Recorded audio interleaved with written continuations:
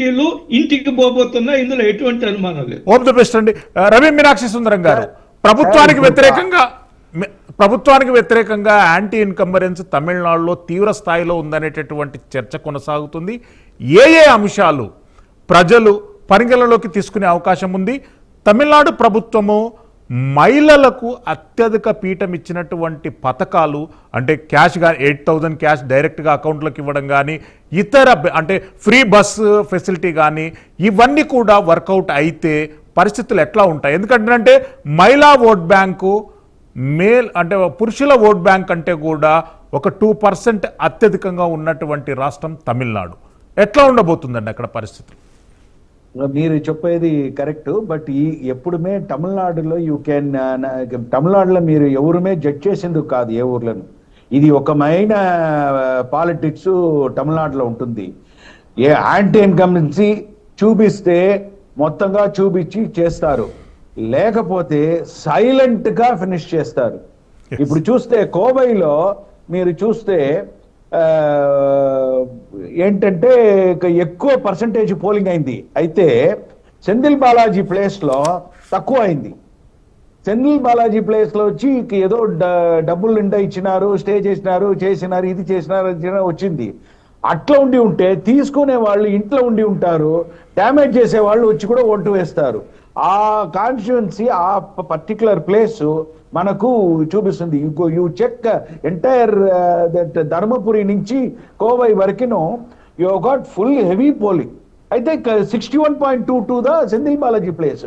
అందువల్ల Tamil Nadu politics is something different. Some time they will kill silently, లేకపోతే బయటకు వచ్చి వేస్తారు. అయితే ఇంకోటి ఈసారి ఏమైందంటే normally there will be against in to play by parties DMK's. But ఈసారి కొంచెం ఎక్కువ అయిపోయింది. ఆ ఎక్కువ అయింది వచ్చి it affected many sectors of Hindu play. అది వచ్చి ఈసారి మనం కొంచెం తీసుకోవాలి ఆ ఫ్యాక్టర్ని.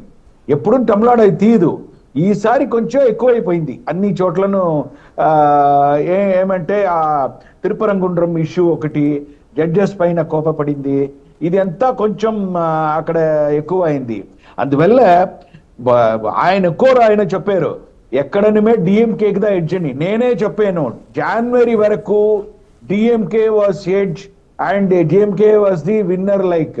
But after January with in 3 months అది ఏమైందో తెలియదు, చడచడని పడిగారు.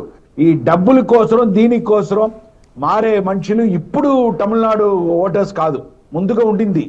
ఓ టీవీ ఇచ్చిన దానికి మాత్రం దీనికి మారింది. అయితే ఇప్పుడు అది లేదు. ఇప్పుడు వచ్చి అందరూ ఇచ్చారు, ఏ పార్టీ కన్నా అదే ఇస్తారు, ఏదికన్నా అనౌన్స్ చేస్తారు. బట్ ఇప్పుడు వచ్చి they are going to value this time. This vote is going to be the ఏం చెప్పేది ఎంటైర్ తమిళనాడు ఒక న్యూ స్పిరిట్ లో they are going to vote. But who is going to win is a question mark. అందరు నన్ను question మార్క్లు పెట్టేశారు ఈసారి. ఇది వచ్చి రేరెస్ట్ ఆఫ్ రేర్ కేస్. ఇది చేసుకోవచ్చు. మీనాక్షి సుందరం గారు, మళ్ళీ వస్తాను మీ దగ్గరికి. కోటేశ్వరరావు గారు, టిఎంసి పార్టీ మా మట్టి మచ్చి నినాదం మీద ఎన్నికల్లోకి వెళ్ళింది. బీజేపీ ల్యాండ్ జిహాద్, లవ్ జిహాద్ ప్రధాన అస్త్రాలుగా ఎన్నికల్లోకి వెళ్ళింది. ఎవరిది ఎడ్జ్ ఉండే అవకాశం ఉంది? ఉంటే దానికి గల కారణాలేంటి? పశ్చిమ బెంగాల్లో హిందుత్వ నినాదం పనిచేస్తుందని నేనైతే అనుకోవట్లేదు. ఎందుకంటే వాళ్ళకు ఉన్నటువంటి ఏకైక ఆయుధం అదే. ఆ ఏకైక ఆయుధం అనేటువంటిది అనేక రాష్ట్రాల్లో ఏ విధంగా మారిందో మనం చూసాం. అయోధ్యలోనే బీజేపీ ఓడిపోయింది. అదేవిధంగా వారణాసిలో ప్రధానమంత్రి గారి మెజారిటీ అంతకుముందు వచ్చినటువంటి మెజారిటీ ఎట్లా తగ్గిపోయిందో చూసాం. అదేవిధంగా ఉత్తరప్రదేశ్ లో బీజేపీ బలం ఏ విధంగా పడిపోయిందో కూడా చూసాం. అందుకని అన్ని సందర్భాల్లో ఆ మతం లేదా మతోన్మాదం అనేటువంటి పనిచేస్తుంది అని అనుకుంటే అది వాళ్ళ భ్రమ, వాళ్ళ ఆశలు. కొన్ని సందర్భాల్లో పనిచేసిన మాట వాస్తవం. కానీ బెంగాల్లో ఆ మతోన్మాదానికి వ్యతిరేకంగా ఓటు చేసేటువంటి శక్తులు కూడా గణనీయంగా ఉన్నాయి. అందువల్ల నిజానికి ఇప్పుడు గతంతో పోలిస్తే ఈసారి పోటాపోటీగా ఉన్నది అనడానికి కారణం ఏంటంటే ఈ హిందుత్వం అనేటువంటి దాన్ని బాగా రెచ్చగొట్టారు. అది నిజంగా వర్కౌట్ అవుతుందా లేదా అనేటువంటిది ఎన్నికల్లో మనం చూడాల్సిందే. ఎందుకంటే బెంగాల్ ఓటరు తీర్పు బీజేపీ ఎప్పటి నుంచో ప్రయత్నం చేస్తుంది అక్కడ హిందుత్వ పేరుతోటి, లేకపోతే ముస్లిం ఓటర్లని ఈ విధమైనటువంటి పాలిటిక్స్ తోటి అది ఎప్పటి నుంచో పనిచేస్తుంది, కానీ అది సక్సెస్ కాలేదు పూర్తిగా. కొంతమేరకు సక్సెస్ అయింది.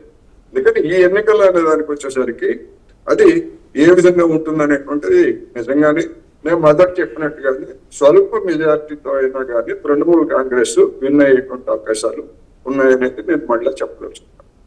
ఎస్, ఆంజనేయ రెడ్డి గారు, తమిళనాడు పాలిటిక్స్ అనేటటువంటిది ట్రెడిషనల్గా అప్రోచ్ ఉన్నటువంటి పాలిటిక్స్. ఇప్పుడు జెన్జెడ్ పొలిటికల్ మ్యాండేటాను క్రియేట్ చేసేటటువంటి విధంగా అక్కడ ఓటింగ్ పర్సంటేజ్ కొనసాగిందనేటటువంటి అంచనాలు వస్తున్నాయి. మొట్టమొదటిసారిగా ఈ ఎన్నికల సందర్భంగా 15 లక్షల మంది యువకులు కొత్త ఓటర్లుగా నమోదై వాళ్ళ ఓటు హక్కును వినియోగించుకోబోతున్నారు. ఈ జెన్జెడ్ అజెండాలో ఒకవేళ ఓటు పర్సంటేజు, సీటు పర్సంటేజు టీవీకేకు ఫేవరబుల్గా వెళ్తే పరిస్థితులు ఎట్లుండబోతున్నాయి? శ్రీశైలం గారు, నేనేమంటున్నా అంటే టీవీకే పార్టీ సింగిల్ డిజిట్ దాటుతుందని నేను అనుకోవడం లేదు. ఇన్ టర్మ్స్ ఆఫ్ సీట్స్ నేను చెప్పాను, సీట్ల విషయంలో సింగిల్ డిజిట్ దాటుతుందని నేను అనుకోవడం లేదు. అవంతా కూడా కేవలము మనం ఏమంటామంటే పుంగు మాత్రమే. అది ఆ కింద స్థాయిలోకి వెళితే వాళ్ళకి ఆర్గనైజేషన్ లేదు, ఓట్లు వేయించుకునే శక్తి సామర్థ్యాలు లేవు, ఎక్స్పీరియన్స్ అండ్ లీడర్షిప్ లేదు. ఆయన విజయ్ గారే ఆ నామినేషన్ పత్రాలు దాఖలు చేయడంలోనే సమస్యలు వచ్చున్నాయి, కొన్ని డిస్క్రిపెన్సీస్ వచ్చున్నాయి. కాబట్టి ఒక రాజకీయ పార్టీగా క్షేత్రస్థాయికి వెళ్ళి ఓటర్స్ని టర్న్ చేసి ప్రభుత్వ వ్యతిరేకతను వాళ్ళ వైపు తిప్పుకునే పరిస్థితుందని నేను అనుకోవడం లేదు. వాళ్ళు కేవలం సింగిల్ డిజిట్కే పరిమితం అవుతారు. కానీ ఓటర్సు యాంటీ ఇన్కంబెన్సీ పెద్ద ఎత్తున ఉన్నప్పుడు, ఈ ప్రభుత్వాన్ని ఏ విధంగా అయినా దించేయాలనుకున్నప్పుడు ఓటర్సు ప్రత్యామ్నాయాన్నే చూస్తారు. ఎవరు ఈ ప్రభుత్వాన్ని ఓడించగలరు, ఎవరు ఈ ప్రభుత్వాన్ని ఇంటికి పంపించగలరు. ఎస్ఐఆర్ గురించి మాట్లాడాలంటే ఇక్కడ నిండా డ్యామేజ్ లేదు. ఆ పర్సంటేజ్ ఆఫ్ ఒక ఇది తగ్గింది వచ్చి కొంచెమే. సింగిల్ డిజిట్ రాదని అందరమే ఇక్కడ చెప్పేది వచ్చి సింగిల్ డిజిట్ రాదని. అలాంటే ఈ బూత్ వర్కింగ్ లో మనుషులు లేదు, అదంతా కరెక్టే. దానికోసం కొంచెం సీట్స్ వస్తాయి, బట్ కమాండ్ చేసే లెవెల్కు సీట్స్ రాదు. అది వచ్చి షూర్ షాట్, అది తప్పకుండా ఉంటుంది. ఇప్పుడు నేడొచ్చి ఇది మరి ఓ ఎలక్షన్ జరిగితేనే మంచిది జరుగుతుంది అన్ని చోట్లను. అండ్ ఎర్లియర్ ఒక్కొక్కటి చెప్తాను, normally Tamil Nadu people never discuss about the politics. ఇప్పుడు ఏమైందంటే కమ్యూనిటీలో అక్కడక్కడ they have started speaking. Vote ఎవరికి వేయాలనేది డిస్కషన్ లేదు. ఇది మరి జరిగేదంతా మనం అలౌ చేయకూడదు అనే మాటలు ఎక్కువ అయిపోయింది అన్ని చోట్లను. If you see every 2 streets they have got one temple. Their discussion is happening, which where I have seen in many places. అది మరి జరిగేటప్పుడు దానితోటి ఇంపాక్ట్ వచ్చి సైలెంట్ గానే జరుగుతుంది. అది సైలెంట్ గా ఈసారి జరిగింది. అది ఒక్కొక్కరి ఇంట్లో నేడొచ్చి morning 7 o'clock when they went to the polling booth 50 వాళ్ళు పైన ఉండేరు ఒక్కొక్క బూతులను. ఇది మరి చూసింది లేదు. అట్లా ఉండేటప్పుడు I think there will going to be definite major changes and major damage will be done to the ruling party. This is my final opinion.